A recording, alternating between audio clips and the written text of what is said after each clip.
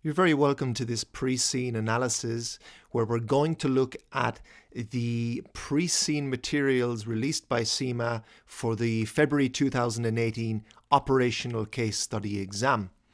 And the exam is based on the fictional company of King Crystal.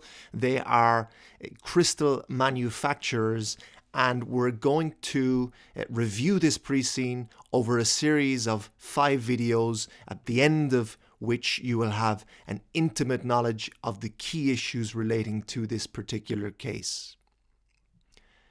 So, starting with the introduction, and what we're told is that King Crystal is a company based in the Northern Hemisphere in the country of Gigland, fictional country in the Northern Hemisphere. We can assume that this is perhaps a wealthy and stable country. The consumers here have a degree of purchasing power, most likely.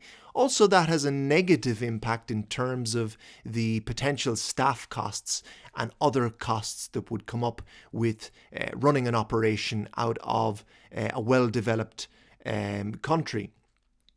So the currency for Gigland is the G dollar, and this leads us to ask whether this is a company that is exporting and importing a lot, in which case the exchange rate between the G dollar and other currencies from other countries would be important to consider. So we learn later on, for example, that about 20% of the business done by King Crystal is related to international sales. So there will be an impact there coming from the exchange rate. And then for the imports, in fact, 1 or 2 of their key materials are sourced in other countries. Lead oxide is a key ingredient in the making of crystal, and this is imported from abroad. So that is going to mean that this company is exposed a little bit to currency movements.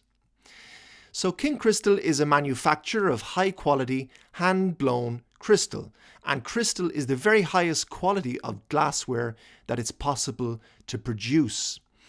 And we're going to look in detail at the manufacturing process in a while, and you'll see exactly what goes into the manufacture of crystal.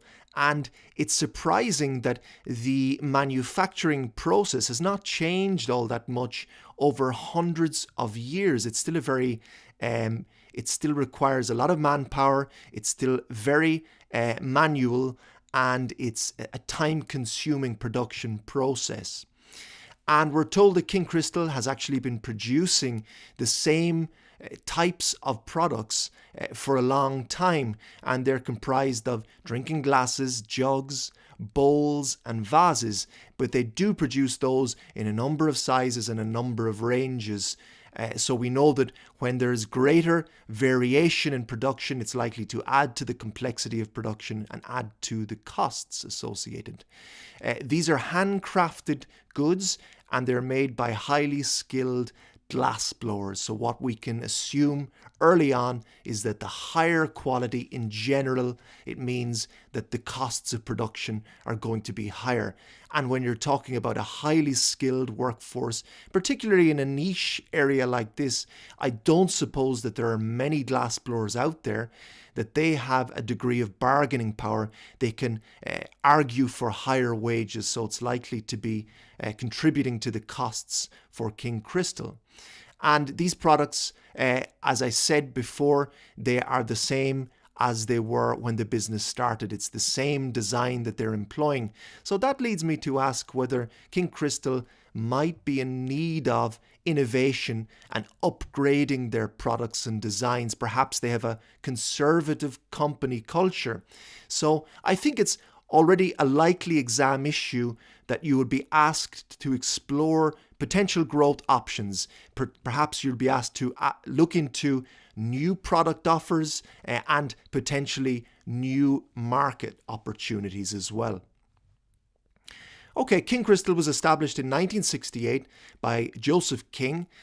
Joseph was a master glass blower. It took him a long time to get there, and we'll see that later on as well, that master glass blowers typically go through a 11-year training cycle. So it takes a long time to reach that stage, which adds to what I was saying earlier on about them being able to bargain and get a high salary. They're going to be thin on the ground, master glassblowers, so they're likely to be in high demand from companies like King Crystal. And Joseph learned his glassblowing skills as an apprentice with the largest crystal manufacturing in the neighbouring country of Beeland. And after a 4-year apprenticeship and a further 6 years, so 10 years in total, he qualified as a master glassblower. So there will be a scarce supply of master glassblowers, and that will contribute to high wage costs.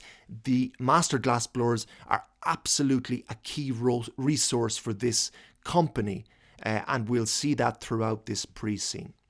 So after qualifying, we're told that Joseph returned to his home country of Gigland, and he purchased a textile factory that had fallen into a state of disuse on the edge of a large town called Templeton.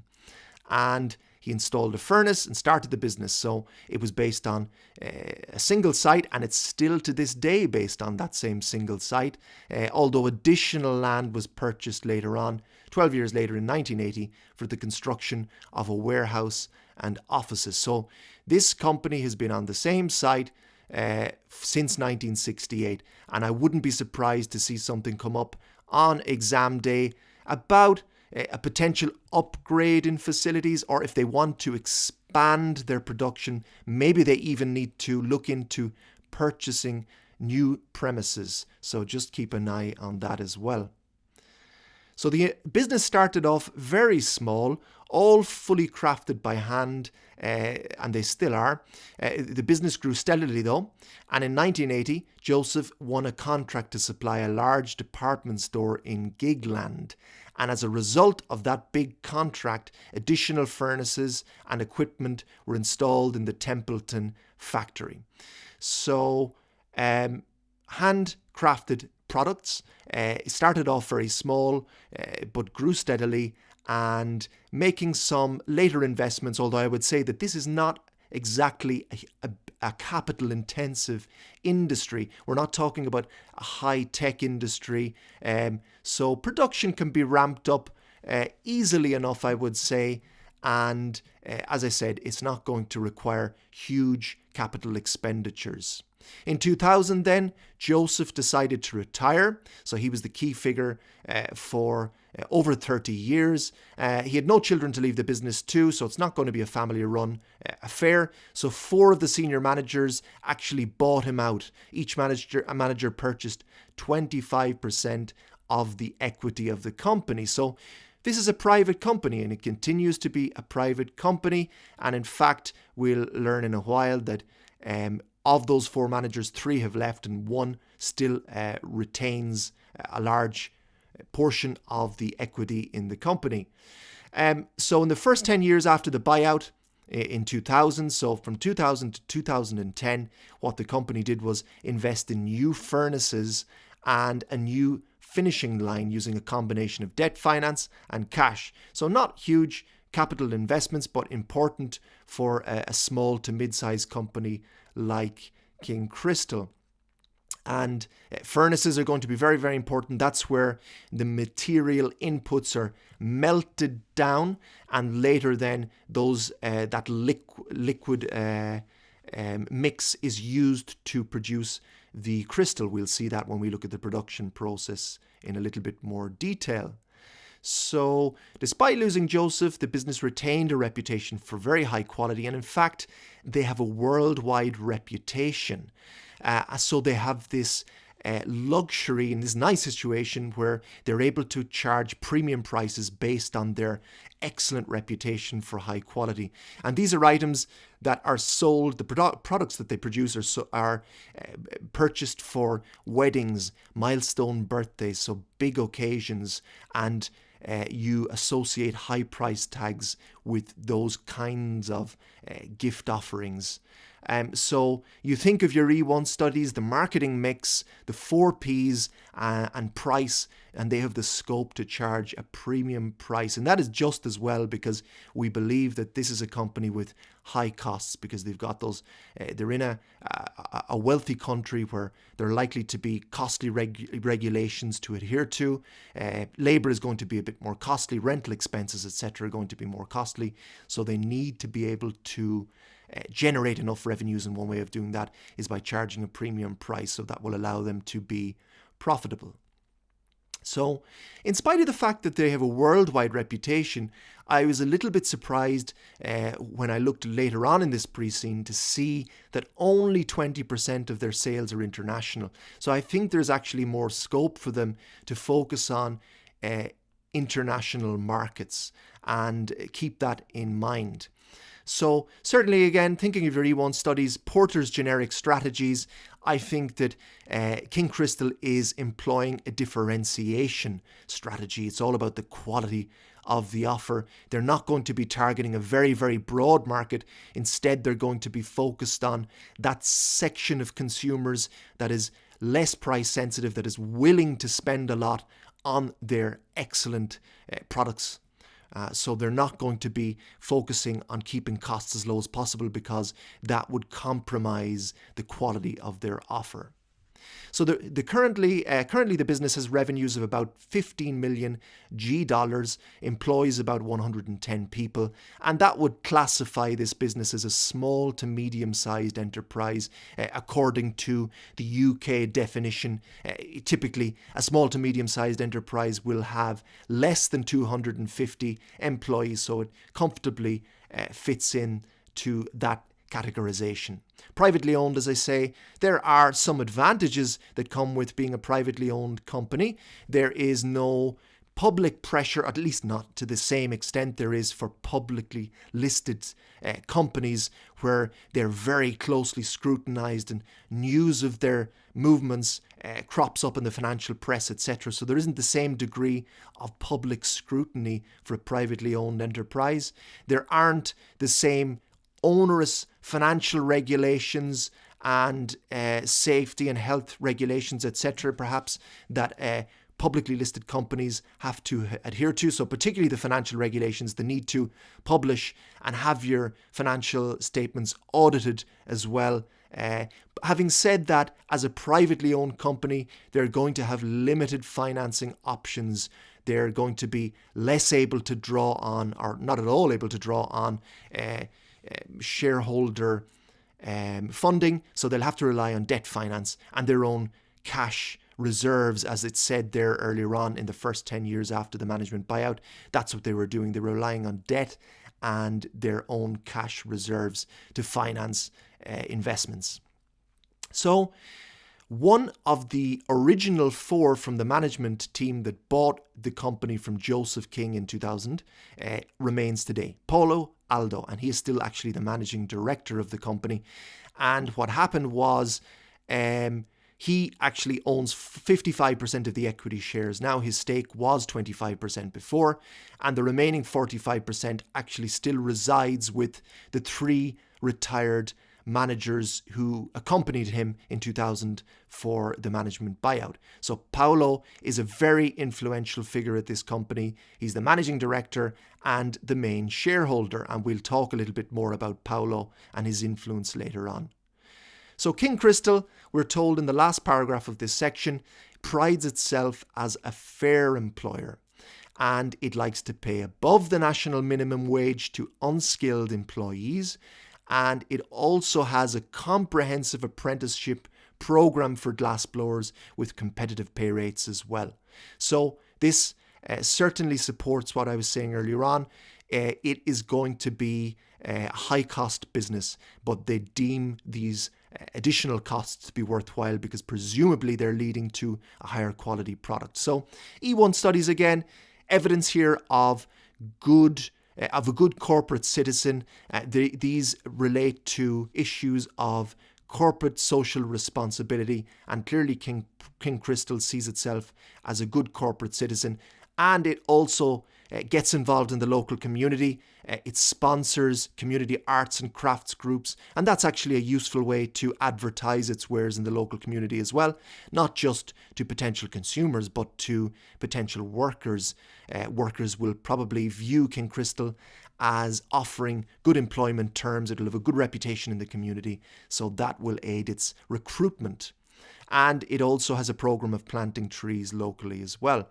So it is important certainly to ensure that these highly skilled glassblowers stay on once they're trained. If it takes 10 years to train a glassblower, an apprentice glassblower, to become a master glassblower, the last thing you want at the end of that 10 years is for the glassblower to turn around and say, you know what, I can get better terms at a rival company, and they leave, and that is a lost cost. It's a sunk cost that can't be redeemed in the form of productive worker output. So they need to be looked after, these master glassblowers. So I'm not surprised to see that they have competitive pay terms, etc. And then in the little box at the end of this first page, you are told about your role at King Crystal. You're a finance officer, so you're reasonably junior. You're likely to be interacting with people higher up the food chain, so you're going to need to know how to influence those people, how to interact with them on exam day. And your principal responsibility relates to management accounting information. And you're often asked, though, to perform tasks in other areas. Given the fact that this is quite a small firm, you are likely to be asked to do lots of other things relating to financial reporting, payroll, receivables, payables, etc. In other words, expect anything in this exam. So it doesn't exactly narrow it down for you and make it easier for you. So not really surprised to see that. So be prepared for anything really coming up that you have studied over E1, F1 and P1. So a finance officer, let's discuss that role, because there are certain responsibilities and typical tasks and areas that come up again and again in the operational case study. First of all, as the finance officer, you're going to have a short-term focus. You're not going to be thinking long-term and devising a strategy for the firm as a whole. Instead, what you're going to be doing is dealing with day-to-day operational issues with a time frame of 1 month, 3 months, 6 months, a year at maximum, probably. You're going to be very focused on costing. Of course, management accounting is your main area of focus, and also on budgeting and variance analysis. And we're going to look at a section later on in this pre-scene on budgets for 2018, in fact. Working capital management is going to be a key consideration. So again, the day-to-day operations, ensuring that you have enough cash to support those that trading activity and that production activity on a day-to-day basis, and managing cash in the short term. And finally, risk assessment in the short term is going to be important as well. So they are big areas of concern during the operational case study. So remember to revise those areas from your objective studies.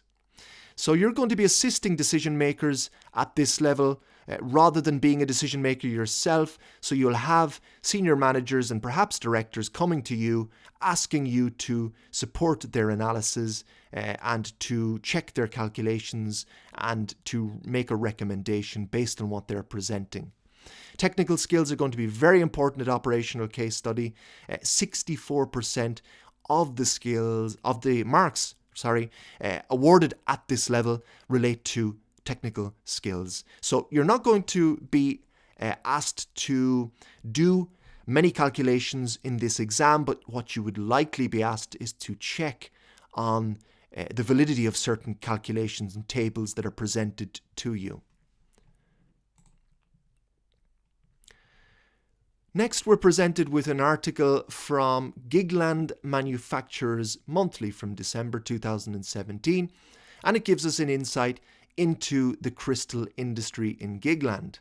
And we're told of the typical products that use crystal, so glasses, jugs, vases, bowls, as well as plates, candle holders and ornaments. So the first four there we know King Crystal is producing those, and the next 3 are offer opportunities for King Crystal. So if you get stuck on the exam day thinking about, look, what could King Crystal potentially produce? What new products could they offer? Well, here you have some ideas. Plates, crystal candle holders, and crystal ornaments.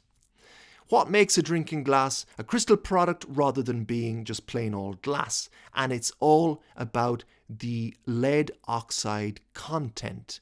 And what it means to have a crystal product means that it needs to contain at least 18% of lead oxide. But grade A crystal typically contains about 24%. So it has a high component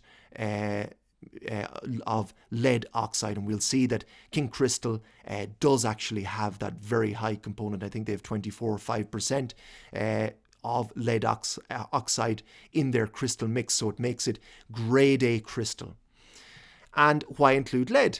Because it adds weight, and it gives the product also a ringing quality, and it lets it sparkle with brilliance, we're told. So there is a functional aspect in that it adds weight, it's more durable, etc. But there is an aesthetic quality as well. With lead oxide added to the mix, it lets it shine and sparkle, and it is attractive to look at as well. It's also easier to work with for the glass blowers, because when it's cooling, the mix is actually stronger and more pliable, and it's easier to fashion into the shape that the glass blower wants. So all of those are justification for adding lead. Now, just bear in mind as well that lead is actually very, very toxic, so it does need to be handled with extreme care, and I would also say it needs to be disposed of with great care. If it's disposed of carelessly, it could lead to pollution, and the last thing you want is some kind of an issue with lead getting into water supplies or something like that. The results of that could be actually catastrophic. They could result in sickness and deaths to people who consume water that contains lead. So very, very toxic. Great care needs to be taken with this key material input. And in the last part of this article, we're told about the crystal manufacturing industry in Gigland. And there are only 4 businesses that actually generate revenues greater than $1 million in Gigland in the crystal industry. And we're told that King Crystal is not actually the biggest, it's only the second biggest. Potter's Crystal is actually the largest. And we know that King Crystal has got a $15 million revenue stream. So Potter's Crystal would be higher than that. And we would assume that the other 2 companies here with revenues higher than $1 million, well, perhaps they're not at all close to King Crystal. Perhaps they're much, much smaller. So we're probably looking at a crystal market dominated by these 2 big players, Potter's Crystal and King Crystal. And we'll see mention of Potter's Crystal throughout this pre-scene. And as I said before, this is an old tradition, the hand blowing production method. Very, very labour intensive. And this is a production process that is endured for centuries. And it involves highly skilled craftspeople. And that's a key selling point as well. If you're looking to justify a high price, the fact that it's hand blown, that it's hand manufactured, that they're highly skilled craftspeople, all of that adds to the perception of King Crystal products and crystal products in general as being something that is very, very desirable. So only one of the big 4 producers of crystal in Gigland makes coloured crystal. Again, this is an idea for what King Crystal could potentially get into if they want to expand their range of offers. They're not currently producing coloured crystal, so that's something they could do. So it's amazing really that there's been no innovation in the production process. It's a very time-consuming production process, as we will see when we look at that manufacturing process in detail. So there is room for innovation, certainly, but perhaps if it is endured for hundreds of years, maybe it's difficult to innovate in this industry. And certainly I would say, given the fact that it's so labor intensive and it's a craft, it's not exactly an industry that's conducive to mass production. So you're going to have many smaller producers, something akin to perfect competition where you've lots and lots of manufacturers and none really dominates the industry. And thinking of your E1 studies again, Porter's Diamond, and you think of skilled labour as an advanced factor condition. So skilled labour rather than unskilled labour is going to be the order of the day in this industry. And it's quite a niche segment. The 4 businesses that we just spoke of here in the crystal manufacturing part of the industry, they account for just 10% of Giglin's manufacturing capacity for household glass and crystal. So glass really is the order of the day in this industry. 89% is coming from 15 manufacturers of standard glass, and that ranges from fine glass to thicker, toughened glass for cookware and products like this. And then there is a very, very niche part of the whole market, 1%, relating to small-scale artisan glassware manufacturers, and we will actually look at those in an article later on. They're becoming more commonplace. The barriers to entry, perhaps, for this industry are low enough. I would say certainly the entry barriers are not existing in the form of high capital expenditure. Rather, it's a case of being highly skilled. It takes time to become a skilled artisan. So that is the barrier to entry in this particular industry. The next page then is taken from the King Crystal website, and it lists the 4 products that King Crystal produces. And here it's confirmed what I said earlier on, that King Crystal makes all of its products with the finest grade A lead crystal. So you can be absolutely sure that this is crystal of the highest quality. It's going to have 24% plus of lead oxide as part of the mixture used to make the crystal. And although they offer 4 products only, each of those products comes in a variety of sizes and a variety of types. So quality is the primary concern here. There's a keen attention to detail with the finishing of these products. So we know that quality, high quality, generally means higher cost of production, and cost of quality are going to be important. You think of prevention and appraisal costs in particular. This is a company that is not going to want faulty goods to make their way into the hands of the consumer. They're going to want to avoid errors and flaws in their products to maintain their high reputation. They have a worldwide reputation indeed for being high quality. So think of cost of quality. Training of staff is going to be important, and other checks, quality checks throughout the production process are going to be very important as well to avoid flaws. So here we have the 4 products: drinking glasses, jugs, bowls and vases. What we see is, while I said there are only 4 products and they've had the same design and they've been producing the same products since 1968, there is a lot of variety. Actually, when you add up all the different options, sizes, etc. for each of the 4 products, what they have is 93 variations of product to offer. So the larger variety actually increases the costs. When you think of the production process, it'll mean more setups, there's going to be additional complexity, etc. So that will undoubtedly contribute to costs. Drinking glasses, there are 3 types of drinking glass. There are stemmed glasses for wine, flute glasses for champagne, tumblers then for spirits, soft drinks, etc. And they actually come in 3 sizes: the stemmed glasses and the tumblers, small, medium and large, while the flutes come in 2 sizes, large and medium. And they offer 6 ranges of drinking glass, each with its own unique style. So what that means is that there are actually 48 glasses to choose from. So what seems to be a very limited offer is in fact it is in fact a very varied offer. There are lots of different variations on the drinking glass offered by King Crystal. With the jugs then, there are 3 sizes, small, medium and large, so a little bit more restricted, the variation offered here. And actually they're the perfect complement, we're told, to the drinking glasses. So there's an opportunity perhaps there to bundle in jugs in a package that is sold with glasses if they want to explore that selling option. The bowls then, they make 20 different handcrafted crystal glass bowls, and they're ideal, we're told, for desserts and salads. While the vases then, there are 22 variations. They range in size from small to large display vases to hold flowers. In the next part then, we start a new section that is taken from the King Crystal Trainee Glassblower's Handbook. And we're looking here, first of all, at the manufacturing process. Later on, we'll look at the organizational structure, etc.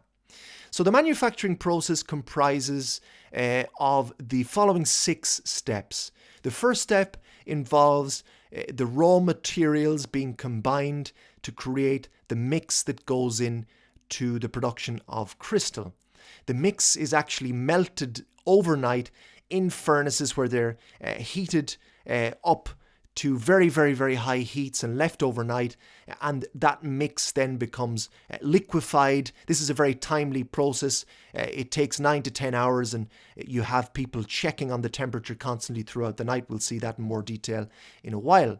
The next step then involves each individual item being hand blown by a team of glass blowers. Very labour intensive. We'll see that there are typically between 5 and 9 glass blowers working on each product at any one time.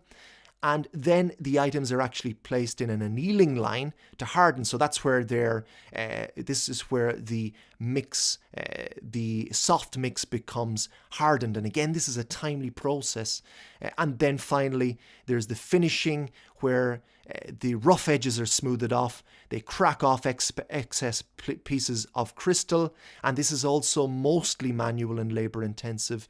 And the final step then is the final quality checks and the packaging. And the packaging is actually very, very important because that's what the consumer sees. They're not really seeing and holding the finished crystal. They're rather checking out the packaging, which will have a picture of the product on the front. So that's very, very important. And we'll find out that Paolo Aldo, the managing director, is actually quite involved in the design of the packaging.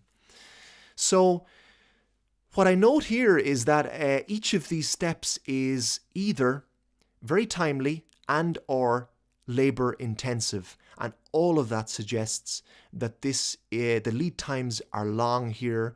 This is going to be labor intensive, timely. It's going to be a costly production cycle, so they need to be able to charge premium prices to ensure that this is a valid and a worthwhile commercial endeavour. So when we dig down into the detail of those production steps, we start with the mix.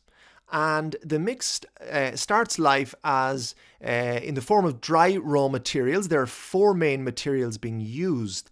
And this batch of raw materials is comprised of 49% finest grade silica sand, 25% potash, 25% lead oxide, and 1% other minerals. So there are 3 key elements between the sand, the potash, and the lead oxide. So it's the same 3 key raw materials being used for all products. And what that means is there is great scope then to buy in these materials at bulk, and that will likely lead to discount prices. So that'll get the costs down. On the other hand, if you're buying in bulk, there is a danger that inventory can pile up.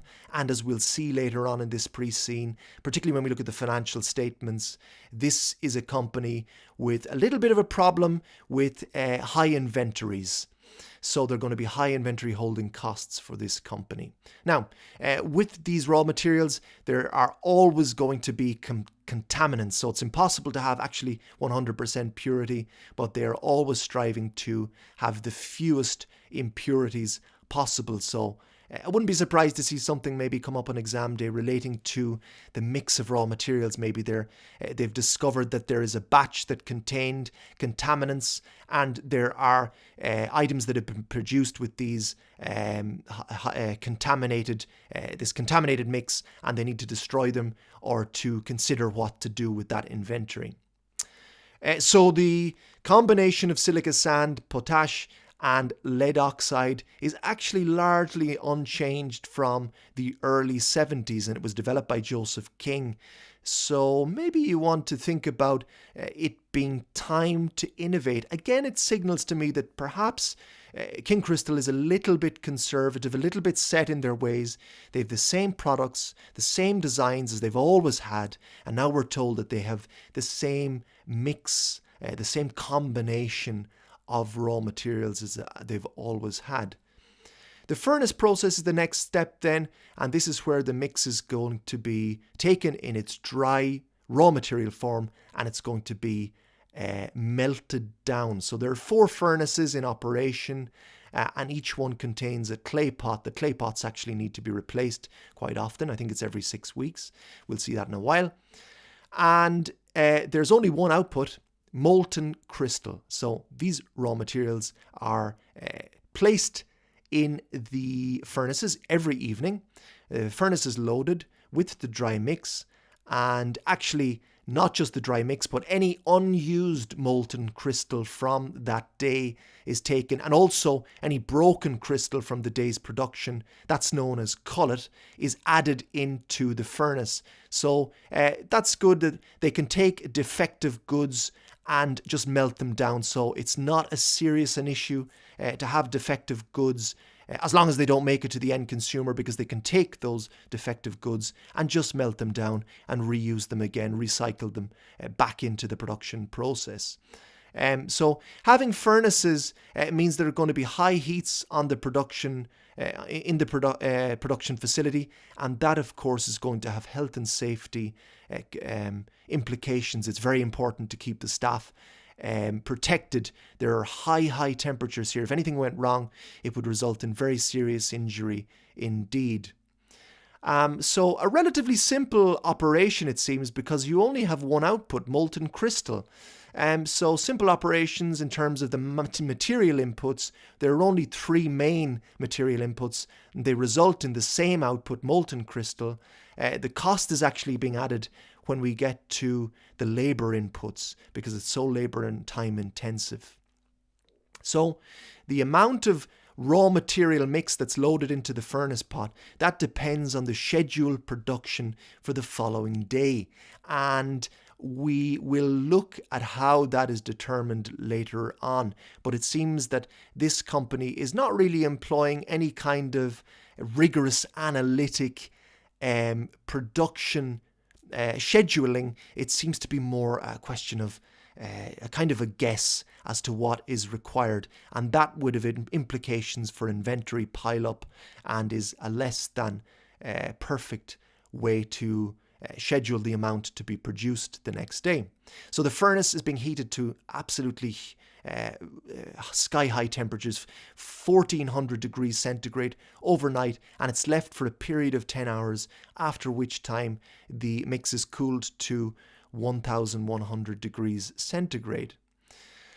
And at 3 set times during the night, furnace staff are there to ensure that the temperature is correct. So they're checking on that temperature, and it's the first really in a number of time-intensive steps in the production process. And I would say that already it seems there's a bottleneck right at the start of the process. It's taking 10 hours to melt down the crystal mix. That is a long time indeed. And also, I think it's kind of a needless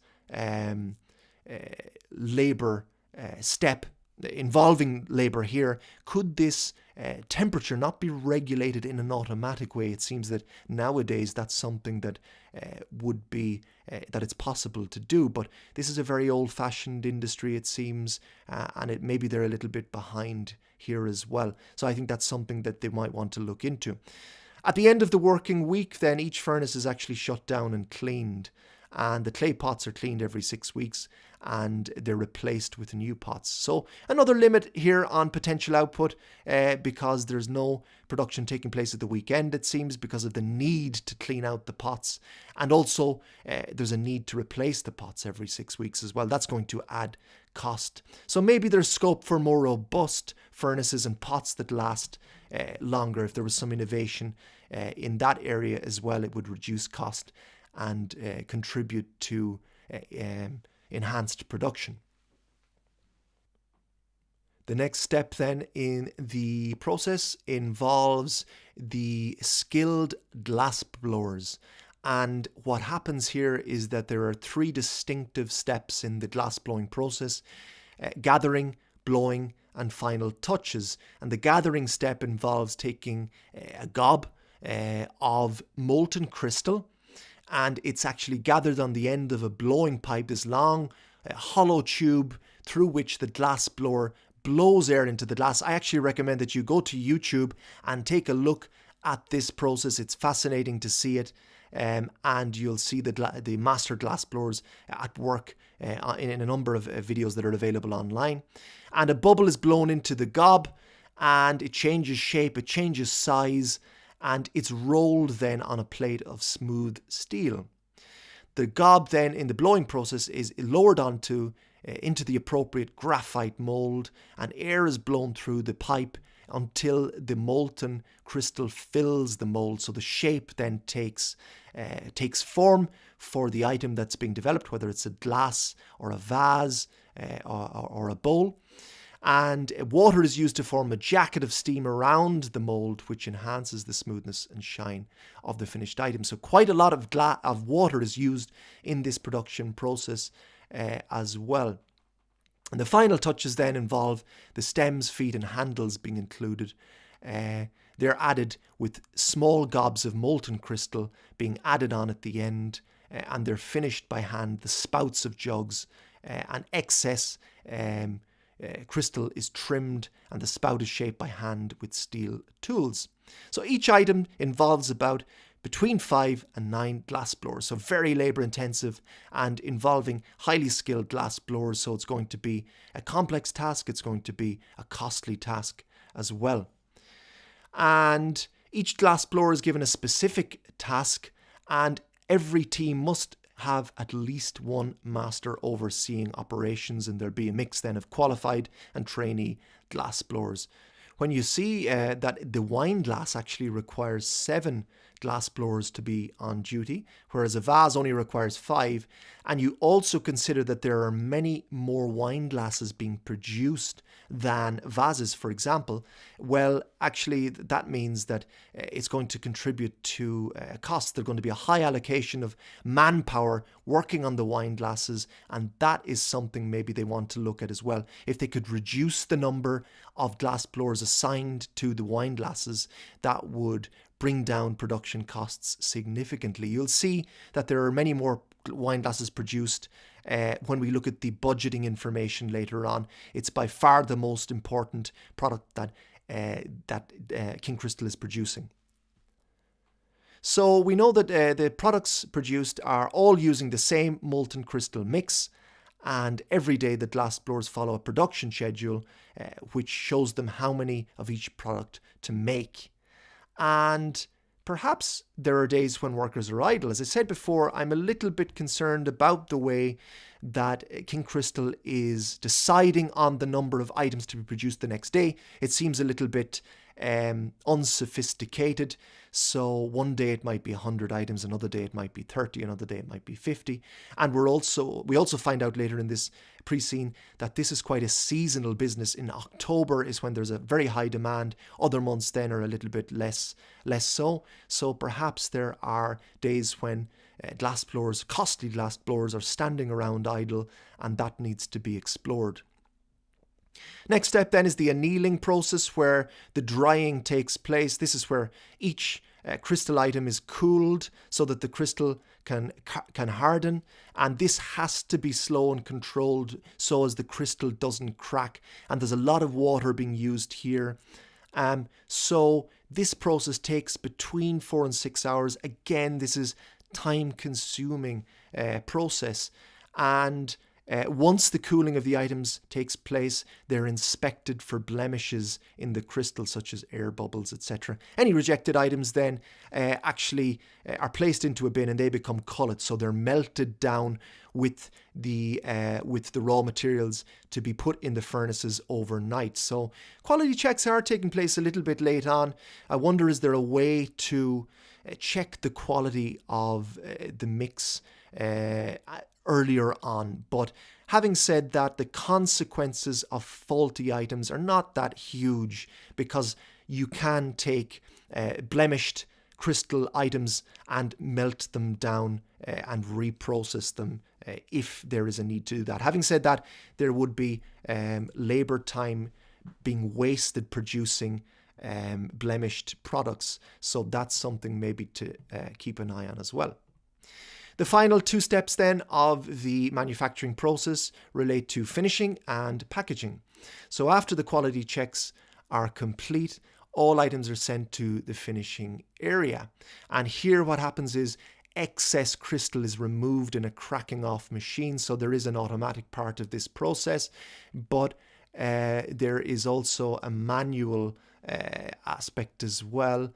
So machines score the rim of the drinking glasses, vases or bowls to the final height using cutting tools, and gas jets are fired at the item until excess crystal cracks. Excess crystal cracks off, and the edges of larger items are smoothed by hand and grinding wheels. So that is the manual input there. Again, at every step there's some kind of manual labor taking place, which is adding cost and adding to the time taken to produce these items. All finished items are cleaned and dried in specialist machines, and they're polished by hand again, and then they're stacked.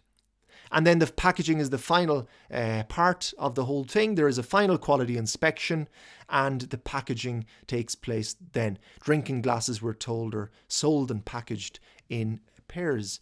So there are only so many items that can be produced. It's impossible, having looked at this production process, to mass produce given this current setup, given the fact that there is so much manual labor input, given the fact that there are these necessarily time-consuming steps, the drying step, the furnaces melting down the mix there, 5, 6, 10 hours typically it takes for each of those steps. So that can also be a positive, because when you think about the fact that there is a limited offer, that contributes to the notion, the perception that this is an exclusive good. If you flood the market with crystal items, what happens is the perceived value goes down, and the premium prices you were charging before, well, it's not so easy to justify those anymore.